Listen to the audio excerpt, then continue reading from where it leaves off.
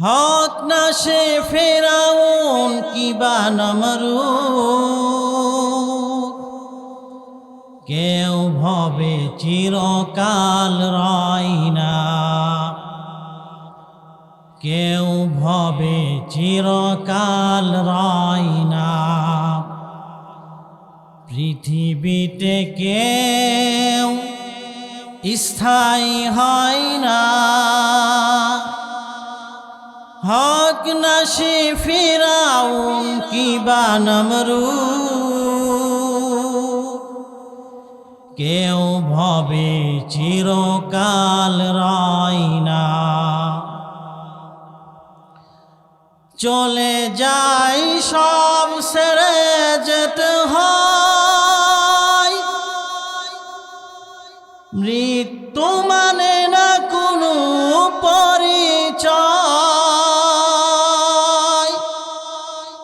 সব রাজা মহারাজা, সব রাজা মহারাজা আর মহাবীর, কাউকে সে অবকাশ দেয় না, কাউকে সে অবকাশ দেয় না। পৃথিবীতে কেউ স্থায়ী হয় না,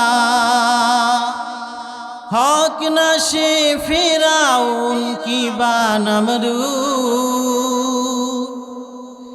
কেউ ভবে চিরকাল রয় না। ফিরাউন শ্রেষ্ঠ ছিল না, মৃত্যু তাকেও ছেড়ে দিল না। থেকে গেছে তার সব, থেকে গেছে তার সব স্মৃতি চিহ্ন, কাউকে সে অবকাশ দেয় না। পৃথিবীতে কেউ স্থায়ী হয় না, হক না সে ফিরাউন কিবা নমরুদ, কেউ ভবে চিরকাল রয় না, কেউ ভবে চিরকাল রয় না। লা ইলাহা, সকলে জবান খুলে মহাব্বত করে লা ইলাহা ইল্লাল্লাহ, লা ইলাহা ইল্লাল্লাহ। আল্লাহকে যারা ডাকিবে ভবে, আল্লাহকে যারা ডাকিবে ভবে,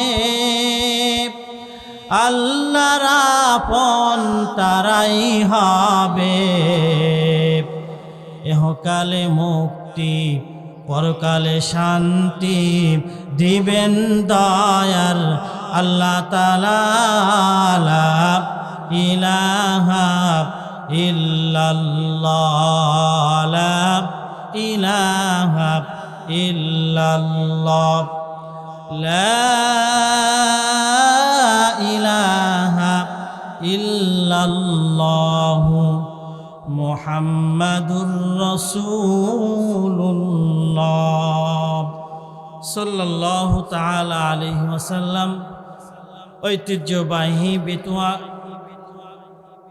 কবরস্থান কর্তৃক আয়োজিত আজকের মাহফিলের সম্মানিত সভাপতি, সম্মানিত মুআজ্জাজ মুকাররম হযরতে উলামায়ে কেরাম, আমার সামনে উপস্থিত দিন প্রিয়, ইসলাম প্রিয়, দিনদার, পরহেজগার, মুত্তাকি প্রিয় ভাইয়েরা, পর্দার নিশির অবস্থানরতা সম্মানিতা মা ও বোনেরা, সকলকে শুভেচ্ছা জানিয়ে সেই মালিকের দরবারে শুকরিয়া আদায় করছি, যে মালিক আমাদেরকে অত্যন্ত দয়া করে, মায়া করে, মহাব্বত করে দুনিয়ার সমস্ত কাজ থেকে ছাঁটাই করে, বাছাই করে, নির্বাচিত করে আমাদেরকে এই পর্যন্ত হায়াতকে দীর্ঘায়িত করে জান্নাতি বাগান, জান্নাতি মেহমান হওয়ার বসার আমি অদমকে আপনাদের সম্মুখে অল্প কিছু সময় আলোচনা করার সুযোগ করে দিয়েছেন, আপনাদেরকে শ্রবণ করার মতো সুযোগ করে দিয়েছেন।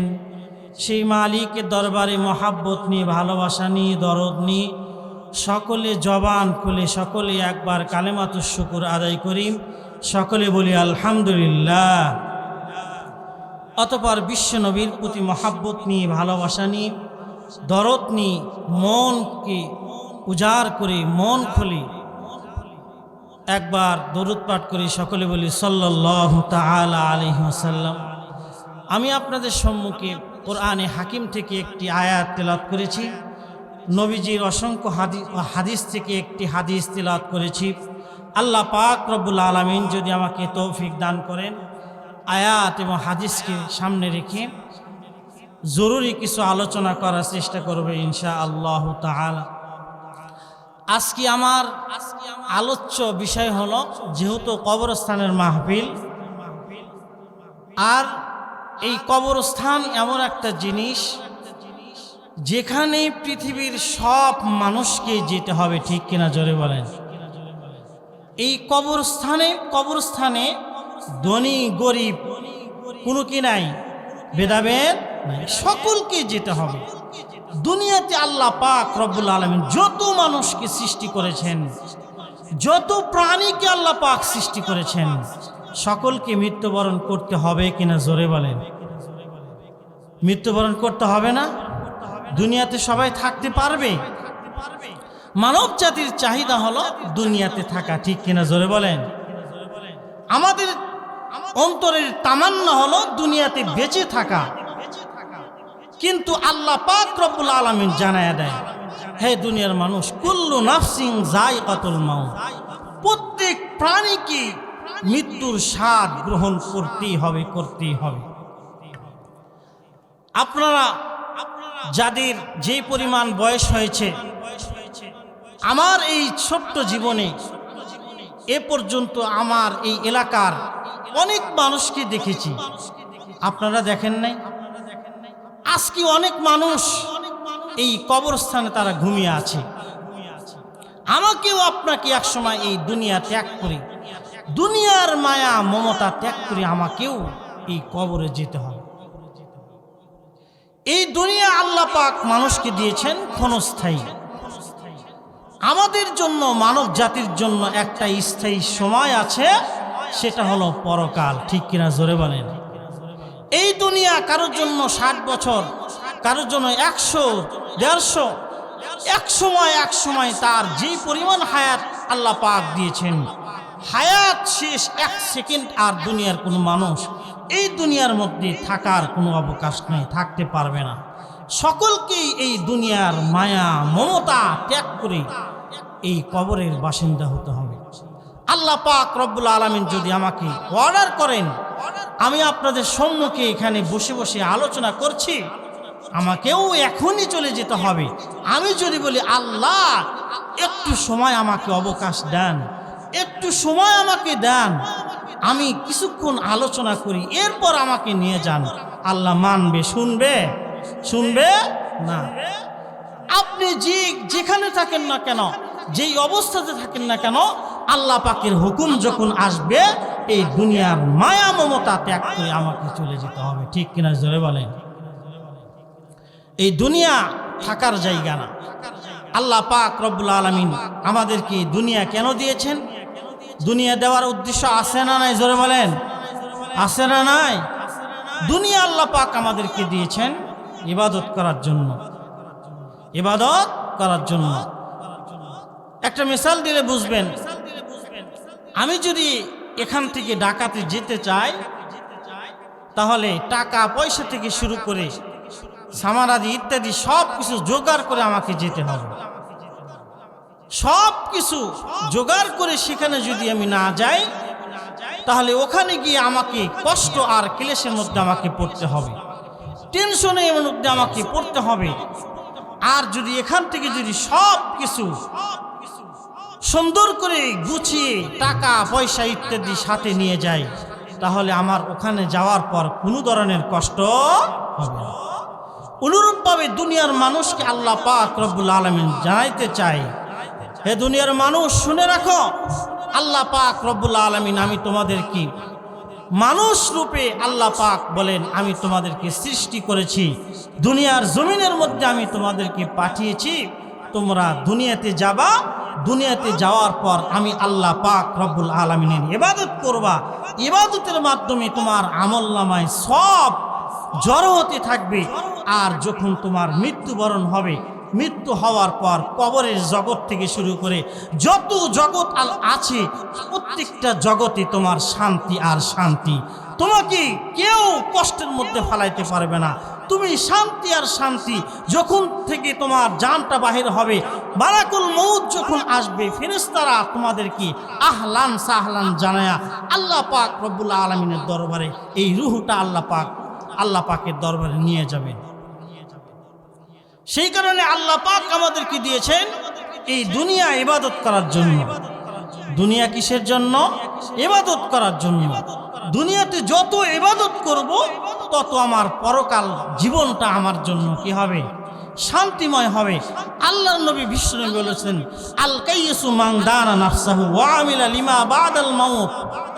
আল্লাহর নবী বিশ্বনবী বলেন, প্রকৃত জ্ঞানীবান ব্যক্তি হলো সেই ব্যক্তি যেই মানুষটা দুনিয়াতে থাকার পর, দুনিয়াতে আসার পর, দুনিয়ার জীবন যাপন করার সময় তার নিজের নফসের খবর রাখে এবং পরকালের জন্য সেই মানুষটা ভালো কাজ করে, নেকির কাজ করে। ওই মানুষটাই হলো সবচেয়ে উত্তম মানুষ। আর সবচেয়ে বোকা মানুষ হলো ওয়াল আজ মান আত্মা নাফসাহু হাওয়াহা ওয়া তামান্না আলাল্লাহ। বিশ্বনবী বলেন, সবচেয়ে প্রকৃত মূর্খ হলো ওই ব্যক্তি যে মানুষটা দুনিয়াতে থাকা অবস্থায়, দুনিয়াতে আসার পর তার নিজের নফস অনুযায়ী চলে, পরকালের জন্য সে ভালো কাজ করে না, নেকির কাজ করে না, এবং বরঞ্চ আল্লাহ তাআলার উপরে সে ভরসা রাখে, আল্লাহ পাক আমাকে অবশ্যই আমাকে মাফ করে দেয়। সেই কারণে এই দুনিয়াটা ইবাদত করার জায়গা, এটা এমনি আল্লাহ পাক আমাদেরকে দেয় নাই। সাহাবায়ে কেরামগণ তারা দুনিয়াতে থাকা অবস্থায় কবরের ভয়ে, মৃত্যুর ভয়ে তারা কান্নাকাটি করেছেন, তারা কবরের জন্য কান্নাকাটি করেছেন। হায়রে, দুনিয়াতে কোনো মুসিবতে পড়লে আমাকে একজন সাহায্য করে, কিন্তু মারা গেলে আমাকে কে সাহায্য করবে? হযরতে মা খাদিজাতুল কুবরা রাদিয়াল্লাহু তাআলা আনহা পৃথিবীর এমন কোন মানুষ নাই ওনার নামটা জানে না। ইসলামের প্রথম, উনি সর্বপ্রথম ইসলাম গ্রহণ করেছেন মেয়েদের মধ্যে। এই মানুষটাও মৃত্যুর আগে বিশ্বনবী রাহমাতাল লিল আলামিনকে ডাক দিয়ে বলে, ইয়া রাসূলুল্লাহ, ইয়া হাবিবাল্লাহ, আমি দুনিয়াতে থাকতে পারবো না, হয়তো আর কিছু সময় আল্লাহ পাক আমাকে হায়াত দিয়েছেন, এরপরে আমি দুনিয়া থেকে চলে যাব, তবে কবরের জগৎটা আমার কেমন হবে? মুনকার নাকির যখন আমাকে প্রশ্ন করবে, আমার অবস্থাটা কেমন হবে? ইয়া রাসূলুল্লাহ, ইয়া হাবিবাল্লাহ, মৃত্যুর আগে আপনার কাছে আমি 3টা ওসিয়ত করে যাচ্ছি, আপনি দয়া করে মেহেরবানি করে আমি দুনিয়া থেকে চলে যাওয়ার পর এই 3টা ওসিয়ত আপনি দয়া করে মেহেরবানি করে পালন করবেন। আমার প্রিয় ভাইরা, কথাগুলো ভালো করে বুঝবেন। হযরতে মা খাদিজাতুল কুবরা রাদিয়াল্লাহু তাআলা আনহা জীবনের শেষ মুহূর্তে বিশ্বনবীকে ডাক দিয়ে বলেন, ইয়া রাসূলুল্লাহ, ইয়া হাবিবাল্লাহ, দুনিয়াটা এমন জায়গা, এই দুনিয়াতে দুনিয়ার কোনো মানুষ থাকতে চাইলেও দুনিয়াতে থাকার জায়গা না, থাকতে পারবে না। দুনিয়ার মধ্যে নবী রাসূল গুণ থাকতে পারে নাই। দুনিয়াটা কেউ দুনিয়াতে থাকতে চাইলে কেউ থাকতে পারবে না। ইয়া রাসূলুল্লাহ, ইয়া হাবিবাল্লাহ, অনুরূপভাবে আমিও এই দুনিয়া থেকে চলে যাব,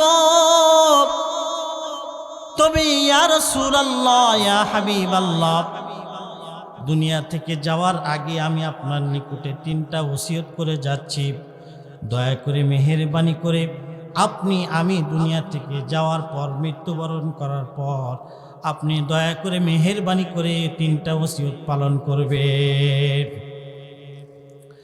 বিশ্বনবী রাহমাতাল লিল আলামিন মা খাদিজাতুল কুবরা রাদিয়াল্লাহু তাআলা আনহাকে ডেকে বলে, খাদিজা, তুমি যেই 3টা ওসিয়ত করতে যাচ্ছ, যেই 3টা ওসিয়ত করতে চাচ্ছ, তুমি তাড়াতাড়ি বলো।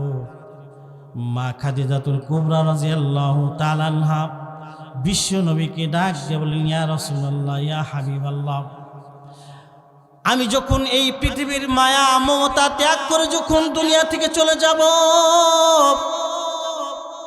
আমাকে যখন গোসল দেওয়ানো হবে, আমাকে যখন কাফনের কাপড় পরানো হবে, আমাকে যখন জানাজার নামাজ আদায় করা হবে, পড়ানো হবে, এরপরে যখন আমাকে খাটনিতে উঠাইয়া আমার লাশটাকে কবরস্থান পর্যন্ত নিয়ে যাওয়া হবে, ইয়া রাসূলুল্লাহ, ইয়া হাবিবাল্লাহ, দয়া করে মেহেরবানি করে আমার এই লাশটাকে আপনার নিজ কাঁধে বহন করে আপনি কবরস্থান পর্যন্ত নিয়ে যাবেন। দ্বিতীয় নাম্বার ওসিয়ত হলো, ইয়া রাসূলুল্লাহ, ইয়া হাবিবাল্লাহ, যখন আমাকে কবরস্থান পর্যন্ত নিয়ে যাবেন, কবরস্থানে নিয়ে যাওয়ার পর আমার লাশটাকে আপনার বরকতি হাত দ্বারা আপনি আমাকে কবরস্থানের মধ্যে রাখবেন, কবরস্থানের মধ্যে রাখবেন, কবরের মধ্যে রাখবেন। এরপরে দয়া করে মেহেরবানি করে আমার চেহারাটাকে বাইতুল্লাহর দিকে করে দিবেন। দুনিয়া থেকে মানুষটা যখন মারা যায়, কবরের মধ্যে প্রত্যেকটা মানুষের চেহারাটা কিবলামুখী করে দেওয়া হয়। যেহেতু আমাদের কিবলাটা পশ্চিম দিকে, সেই কারণে আমাদের কিবলা পশ্চিম দিকে। যে মানুষগুলা পশ্চিমে অবস্থিত তাদের কিবলা পূর্ব দিকে, যেই মানুষগুলা উত্তর দিকে বসবাস করে তাদের কিবলা দক্ষিণ দিকে, যেই মানুষগুলার কিবলা দক্ষিণ দিকে তাদের কিবলা উত্তর দিকে, যেই মানুষগুলা পূর্বে বসবাস করে ওই মানুষগুলার কিবলা পশ্চিম দিকে। আমরা যেহেতু পূর্ব দিকে বসবাস করি, সেই কারণে আমাদের কিবলা পশ্চিম দিকে। আমার প্রিয় ভাইরা, কথাগুলো ভালো করে বুঝবেন। মা খাদিজাতুল কুবরা রাদিয়াল্লাহু তাআলা আনহা বিশ্ব নবীকে ডাক দিয়ে বলে, ইয়া রাসূলুল্লাহ, ইয়া হাবিবাল্লাহ, আপনি আমার চেহারাটাকে বাইতুল্লাহর দিকে করে দিবেন। তৃতীয় নাম্বার ওসিয়ত হলো, মানুষকে যখন কবরের মধ্যে রাখা হয়, প্রশ্ন করা হয় কয়টা? জোরে বলেন। প্রশ্ন কয়টা করা হয়? 3টা প্রশ্ন করা হয়। মানুষকে যখন, প্রত্যেকটা মানুষকে যখন কবরের মধ্যে রাখা হয়, মুনকার আর নাকির 2জন ফেরেশতা চলে আসেন। মুনকার নাকির 2জন ফেরেশতা আসিয়া ওই মানুষটা 3টা প্রশ্ন করে। কয়টা প্রশ্ন? 3টা প্রশ্ন। 1 নাম্বার হলো মান রব্বুকা। 1 নাম্বার প্রশ্ন কি? জোরে বলেন। মান রব্বুকা অর্থাৎ তোমার প্রভুর পরিচয় কি? তুমি কি তোমার প্রভুকে চেনো, তোমার রবকে চেনো? 1 নাম্বার প্রশ্ন। এমন প্রশ্ন পরের 2টা প্রশ্ন জানার দরকার নাই। দুনিয়ার যে মানুষগুলা 1 নাম্বার প্রশ্নের উত্তর জানবে, অবশ্যই পরের 2টা প্রশ্নের উত্তর অবশ্যই জানবে। আর আমার আপনার অন্তরে যদি আপনি যদি আমার রবকে যদি না চিনি, আমার রবকে, আমার আল্লাহকে, দুনিয়ার মধ্যে যে মানুষগুলা আল্লাহ পাক রব্বুল আলামিনকে যারা চিনবে না, ওই মানুষগুলা কবরের মধ্যে যাওয়ার পরও চিনবে না, উত্তর দিতে পারবে না। সেই কারণে দুনিয়াটা এমন জায়গা, দুনিয়া থেকে আমাকে সব কিছু জানতে হবে, বুঝতে হবে, আমল করতে হবে। আল্লাহ পাকের পরিচয় যদি আমাদের অন্তরে না থাকে, আল্লাহ পাক কারে কয়? আল্লাহ পাক বলা হয় যা কিছু আল্লাহ পাক আমাদেরকে দিয়েছেন, আমাদের থেকে শুরু করে যত যা কিছু আল্লাহ পাক সৃষ্টি করেছেন, দুনিয়া এবং আখেরাতে যা কিছু আল্লাহ পাক সৃষ্টি করেছেন তেনার নাম হলো রব। তেনার নাম কি? রব। আল্লাহ যেটা করতে পারেন অন্য কেউ সেটা করতে পারে না। এটার আকীদা বিশ্বাস রাখার নাম হলো আল্লাহ। আল্লাহর পরিচয় যারা জানবে না তারা কখনো কখনো কবরের মধ্যে যাওয়ার পর আল্লাহর এই মান রব্বুকার প্রশ্নের উত্তর তারা কখনো দিতে পারবে না। দ্বিতীয় নাম্বার প্রশ্ন হলো ওমা দীনুকা, তোমার দিন কি? এখন দুনিয়ার মধ্যে আমি আপনি যদি দিন কি, আমার দিন কোনটা, এটা যদি আমার আপনার জানা যদি না থাকে তাহলে কবরের মধ্যে আমরা উত্তর দিতে পারবো না। ওমা দীনুকা, আমাদের দিন হলো দিনিয়াল ইসলাম। তৃতীয় নাম্বার প্রশ্ন হলো মান হাদার রজুল, আল্লাহ নবী বিশ্বনবীজির ফটো মোবারক সামনে আনা হবে। সামনে আনার পর তাহাকে বলা হবে এই ব্যক্তিকে, যেই ব্যক্তি দুনিয়ার মধ্যে আল্লাহর রসুলের পরিচয় যার জানা আছে, আল্লাহর রসুলের তরিকা অনুযায়ী যেই মানুষটা চলেছে, কবরের মধ্যে বিশ্বনবীর ফটো মোবারক দেখার পর দেখি তারা বলবে এটা হলো আমাদের রসুল। আর যারা দুনিয়ার মধ্যে আল্লাহর রসুলকে ভালোবাসে নাই, আল্লাহর রসুলের তরিকা অনুযায়ী চলে নাই, ওই মানুষটা যখন আল্লাহর নবীর ফটো মোবারক দেখবে, দেখার পর তারা কখনো চিনতে পারবে না। তারা বলবে লা আদ্রি, আমি তো তাহাকে চিনি না, তিনি কে? আমার প্রিয় ভাইরা, কথাগুলো ভালো করে বুঝবেন। এই তিনটা প্রশ্ন প্রত্যেকটা মানুষকে কবরের মধ্যে করা হয়। মা খাদিজাতুল কুবরা বললেন, ইয়া রাসূলুল্লাহ, ইয়া হাবিবাল্লাহ, আমি আপনাকে তৃতীয় নাম্বার ওসিয়ত করে যাচ্ছি, আমাকে যখন কবরে রাখা হবে দয়া করে মেহেরবানি করে আমি যদি মুনকার আর নাকিরকে দেখার পর, আমি যদি তাদেরকে দেখার পর ভয় যদি আমার অন্তরে চলে আসে, তাহলে আমি হয়তো তাদের প্রশ্নের উত্তর আমরা দিতে পারবো না। সেই কারণে দয়া করে মেহেরবানি করে আমাকে কবর দেওয়ার পর আমাকে যখন সব মানুষ মাটি দিয়ে চলে যাবে, আপনি কিন্তু যাবেন না, বরঞ্চ আমার কবরের পাশে আপনি দাঁড়িয়ে থাকবেন এবং আমি খাদিজার পক্ষ থেকে মুনকার আর নাকিরের এই তিনটা প্রশ্নের অ্যান্সার আপনি দিয়ে দিবেন। আমার প্রিয় ভাইরা, কথাগুলো ভালো করে বুঝবেন। মা খাদিজাতুল কুবরা রাদিয়াল্লাহু তাআলা আনহা দুনিয়া থেকে চলে গেলেন। বিশ্বনবী রাহমাতাল লিল আলামিন এক নাম্বার ওসিয়ত পূর্ণ করলেন, দ্বিতীয় নাম্বার ওসিয়ত পূর্ণ করলেন, তৃতীয় নাম্বার ওসিয়ত পূর্ণ করলেন। তৃতীয় নাম্বার ওসিয়ত পূর্ণ করার সময় বিশ্বনবী রাহমাতাল লিল আলামিন কবরের পাশে দাঁড়িয়ে রইলেন। অনেকক্ষণ যাবত হয়ে গেল, দীর্ঘক্ষণ দাঁড়িয়ে আছে।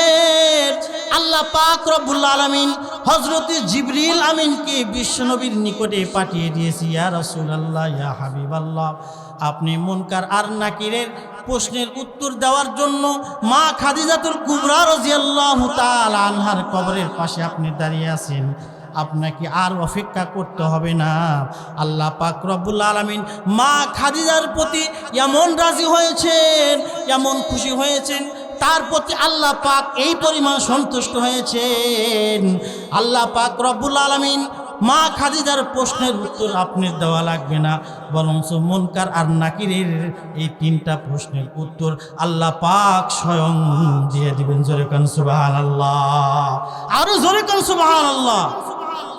আমার প্রিয় ভাইরা, আমার এখান থেকে বলার উদ্দেশ্য হলো, আল্লাহ পাক যদি আমার আপনার হয়ে যায়, দুনিয়ার যেই মানুষটার আল্লাহ পাক হয়ে গেল, ওই মানুষটা আল্লাহ তার হয়ে গেল। আমি আপনি যদি আমলের মাধ্যমে আল্লাহ পাককে যদি রাজি খুশি করতে পারি, তাহলে আল্লাহ পাক রব্বুল আলামিন আমার আপনার প্রতি রাজি খুশি হয়ে যাবেন। আর যখন আল্লাহ পাক আমার আপনার প্রতি রাজি খুশি হয়ে যাবেন, আমার আপনার কোনো টেনশন নাই।